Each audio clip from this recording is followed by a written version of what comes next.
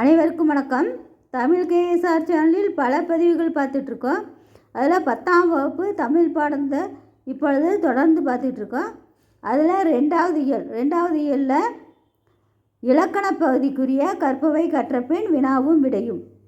வண்ணமிட்ட தொகைநிலை தொடர்களை வகைப்படுத்துக. அன்பு செல்வன் திறன்பேசியில் தொடுதிரையில் படித்து கொண்டிருந்தார். இதில் அன்பு செல்வன் என்பது அன்பு செல்வன் இரு பெயரொட்டு பண்பு தொகை. தொடுதிரை என்பது வினைத்தொகை. 3 காலத்துக்கும் பொருந்தக்கூடியதாக வரக்கூடியது வினைத்தொகை என்று சொல்லும். அடுத்தது 2, அனைவருக்கும் மோர் பானையை திறந்து மோர் கொடுக்கவும். இதில் மோர் பானை 2ஆம் வேற்றுமை உருபும் பயனும் உடன் தொக்க தொகை.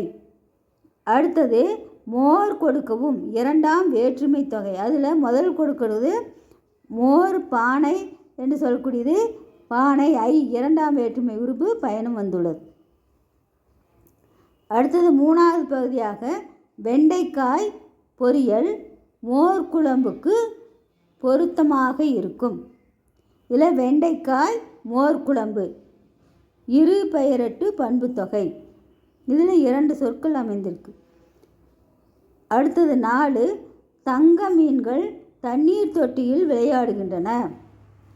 தங்க மீன்கள் உவமை தொகை.